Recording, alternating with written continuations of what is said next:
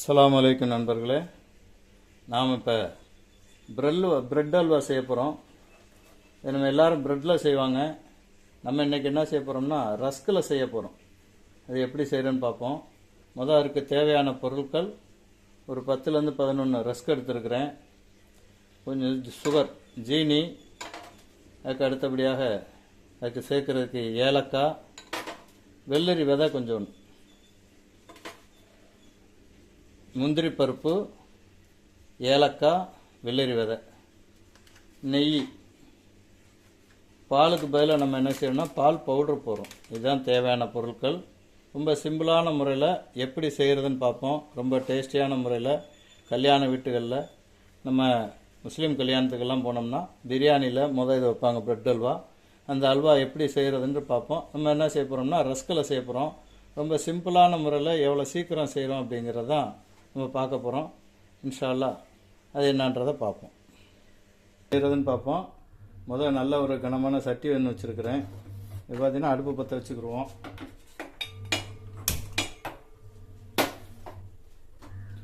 அடுப்பு பற்ற வச்சு சட்டி சூடான உடனே என்ன செய்யணும்னா நெய் சேர்க்கணும். ஃபஸ்ட்டு என்ன செய்யணும், நெய்.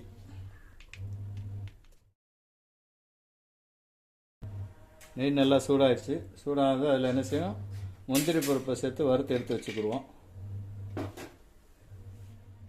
நல்லா பொன்னிறமாக வறுத்துக்கிடுவோம். முந்திரி நல்லா பொன்னிறமாக வறுத்து நல்லா ஆக்கினா தான் முந்திரி சாப்பிடையில் நல்லா டேஸ்ட்டாக இருக்கும். இந்த ப்ரெட்டு கூட அந்த அல்வா கூட இதுவும் சேர்த்து நம்ம கடிக்கையில் ஒரு டேஸ்ட்டாக இருக்கும். முந்திரி நல்லா பொன்னிறமாக வறுத்து எடுத்துக்கிறோம். இந்த நெய்யை ஊற்றி முந்திரியை வறுக்கையில் ஒரு மனம் வரும் பாருங்கள், அதே ஒரு டேஸ்ட்டாக இருக்கும். முந்திரி நல்லா வறுத்தாச்சு. அதை வறுத்த தனியாக நம்ம எடுத்து வச்சுக்கிடுவோம். இது நம்ம என்ன செய்யணும்னா கடைசியில் தான் போட போகிறோம்.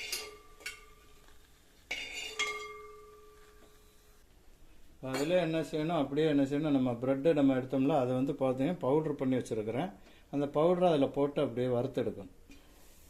அடுப்பு சிம்மில் வச்சுக்கோங்க. ஏன்னா கறியிடும், பவுடருன்றதுனால வேகமாக கறியிடும். கறி இருந்துச்சுன்னா உங்களுக்கு சரி வராது. நல்லா வறுத்து எடுத்துக்கணும்.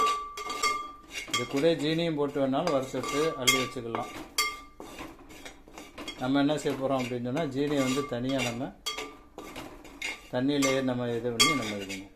இந்த கட்டையாக வரும், அதை இடையில நம்ம அப்படியே நசுக்கி விட்டோம்னா அந்த கட்டையாக போய் நல்லா வறுத்து எடுத்துக்கணும்.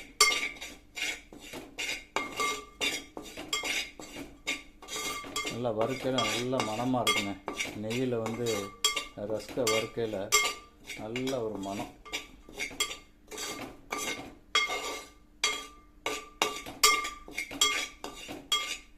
மெஷர்மெண்ட் பார்த்தீங்கன்னா இப்போ நம்ம ரஸ்க்கு ஒரு கப்பில் போட்டோம்ல அதே அளவு 2 கப்பு தண்ணி ஊற்றிக்கிறோம். மெஷர்மெண்ட் தான் கணக்கு. பொன்னரமாக நல்லா வறுத்தாச்சு. நல்லா பொன்னரமாக நல்லா வறுந்துருக்கு. என்கிட்ட வேறு பாத்திரம் இல்லை, அதனால தான் இந்த சட்டியில் வைக்கிறேன். இது என்ன இடையில போய் நல்லா அதை நின்றுக்கிறது. அந்த மாதிரி பாத்திரம் நீங்கள் செய்கிறீங்கன்னா அதை நல்லா எடுத்து விட்டுருங்க. இது உருளின்னு சொல்லுவாங்க, கேரளா உருளி, நல்ல கனமான உருளி. அது கேரளா போயில் வாங்கிட்டு வந்தேன். அது நல்லா இருக்கும், கனமான சட்டியாக இருக்கனால வறுக்கிறதுக்கு கருகாது. அதனால் இந்த மாதிரி கனமான சட்டியாக வச்சுது. இப்போ நல்லா வறுத்தாச்சு. அடுப்பு ஆஃப் பண்ணிக்கிறோம். அடுப்பு ஆஃப் பண்ணி இது தனியாக ரஸ்கை வறுத்து எடுத்தாச்சு. இப்போ அந்த அளவு மெஷர்மெண்ட் பார்த்தீங்கன்னா ஒரு கப்பு வந்துச்சு. ஒரு கப்பு ரஸ்க்கு நம்ம வறுத்து எடுத்து வச்சுருக்குறோம் நல்லா பொடி பண்ணி. இதில் அப்படியே 2 கப்பு தண்ணி ஊற்றிக்கிறணும். ஒரு கப்புக்கு மாவு இருந்துச்சு அப்படின்னு சொன்னீங்கன்னா 2 கப்பு தண்ணி ஊற்றிக்கிறோம்.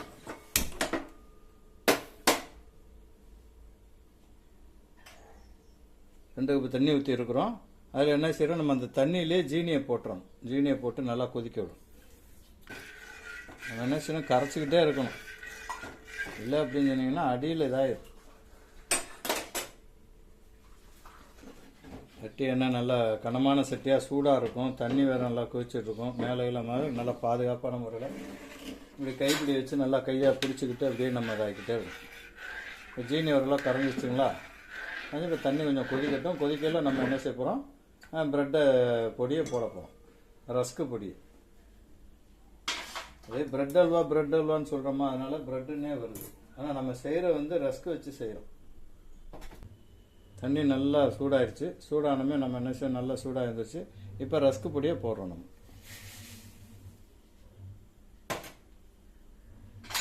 போட்டு உடனே வந்து என்ன செய்யணும், அப்படியே கரைச்சி விட்டுறணும், கட்டி பிடிச்சிடும். நல்லா கொதிக்குது பார்த்தீங்களா? ரொம்ப கவனமாக செய்யணும். ஏன்னா ஜீனி நல்லா மெல்ட் ஆயிடுச்சுன்னா மேலே பட்டுருச்சுன்னா புண்ணாயிடும். அதனால் ரொம்ப கவனமாக செய்யணும். அப்படியே மெல்ட் ஆகிட்டீங்களா, அப்படியே இதாகி அப்படியே கெட்டியாகும். அதே கடையில் வாங்குகிற ஜீனினால இந்த மேலே வர்றது பார்த்தீங்களா, நுரையாக வராத அளவுக்கு நல்லா இதாகும். நம்ம ரேஷனில் வாங்குகிற ஜீனி நல்லா கனமாக கெட்டியாக இருக்கும். இது நம்ம கடையில் வாங்குகிற ஜீனி நைஸாக வேகமாக மெல்ட் ஆகும். இந்த நேரத்தில் கொஞ்சோண்டு நெய்யை ஆட் பண்ணிக்கணும். கொஞ்சம் நெய்யை அப்படியே ஆட் பண்ணி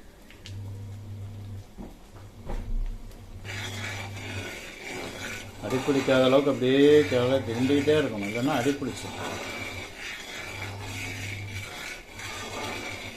அடிப்பிடிச்சுன்னா டேஸ்ட்டே மாறி.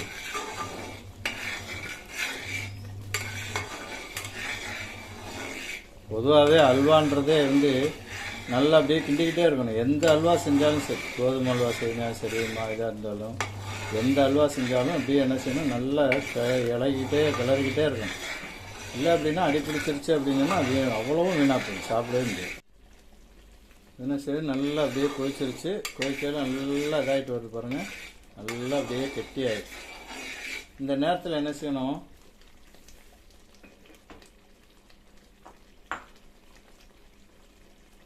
இந்த டேஸ்ட்டுக்கு கொஞ்சம் ஒரு பிஞ்சு உப்பு, அப்படி லேசாக ஒரு பிஞ்சு உப்பு சேர்த்தோம் அப்படின்னு சொன்னால் கொஞ்சம் டேஸ்ட்டு கூடும். ஒரு பிஞ்சு தான் போடணும், ரொம்ப போடக்கூடாது. இந்த எந்த ஒரு ஸ்வீட் நீங்கள் வீட்டில் செய்கிறா இருந்தாலும் சரி, ஒரு பிஞ்சு உப்பு அப்படி சேர்த்திங்க அப்படின்னு சொன்னீங்கன்னா நல்லா டேஸ்ட்டாக இருக்கும். நீங்கள் வீட்டில் பாயசம் செஞ்சுக்கோம், சேமியா பாயசம், கேசரி எல்லாம் செய்கிறீங்களா இல்லையா, அப்போ வந்து ஒரு லேசாக ஒரு பிஞ்சு உப்பு அப்படி சேர்த்துங்க அப்படின்னு சொன்னீங்கன்னா நல்லா டேஸ்ட்டாக இருக்கும். நல்லா இந்த ஸ்டேஜ் வரையில் என்ன செய்யணும், நம்ம பால் பொடியை சேர்த்துக்கணும். பால் பொடியை சேர்த்து நம்ம பாலுக்கு பதில் பால் பொடி. ஏன்னா பால் ஊற்றியில் ரொம்ப லிக்விட் ஆகிடுச்சுன்னா ரொம்ப நேரம் நம்ம இதாகிட்டே இருக்கும். இந்த ஸ்டேஜில் பால் பொடியை சேர்த்து கட்டி விழுகாமல் நல்லா அப்படியே நம்ம இதாகிக்கிட்டே இருக்கணும். ஓகேங்களா? அப்படியே இது வைக்கணும், கட்டி விழுகாமல் அப்படியே இது பண்ணணும். கொஞ்சம் நீங்கள் தண்ணியை கம்மியாக வச்சுக்கிட்டு கரைச்சி கூட ஊற்றலாம். உங்களுக்கு இது மாதிரி ஜாக்க முடியல அப்படின்னா கரைச்சி கூட ஊற்றலாம். இது இடையில அந்த பால் திட்டுக்கிட்டா இருந்தால் கொஞ்சம் டேஸ்ட்டாக இருக்குமேனு நம்ம செய்கிறோம். நீங்கள் உங்களுக்கு கெட்டியாக வேணும் அப்படின்னு சொன்னீங்கன்னா நீங்கள் கொஞ்சம் தண்ணியில் கலந்து கரைச்சி கூட ஊற்றிக்கணும். அப்போ என்ன செய்யணும், தண்ணி மெஷர்மெண்ட்டு கொஞ்சம் குறைச்சிக்கணும்.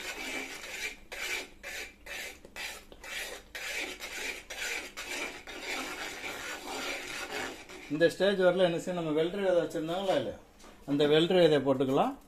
ஏலக்காய் அதையும் போட்டுக்கலாம். முதல்ல நம்ம இதை போட்டுக்கிட்ட வெள்ளரி விதையை போட்டுக்கிட்டோம்.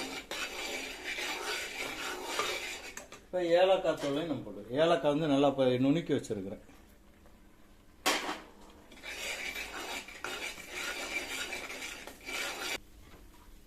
ஓரளவு நல்லா உங்களுக்கு நல்லா கெட்டியாயிடுச்சு. இந்த ஸ்டேஜில் நம்ம என்ன செய்யணும், நெய் சேர்க்கணும். நெய் சேர்த்து நல்லா கிண்டி விடும். நெய் எந்த அளவுக்கு நம்ம அல்வாவில் சேர்க்குறோமோ அந்த அளவுக்கு நல்லா டேஸ்டாக இருக்கும்.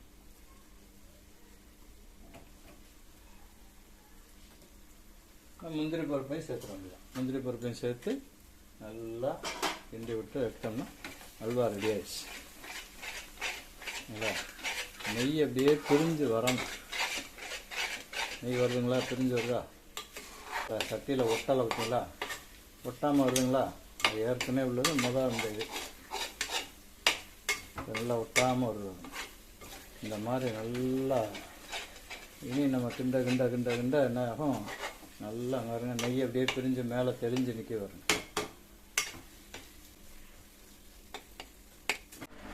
ஃப்ரெண்ட்ஸ் பார்த்தீங்களா, நல்லா அப்படியே நெய்யெல்லாம் பிரிஞ்சு அப்படியே தகதகன்னு இருக்கு பாருங்க.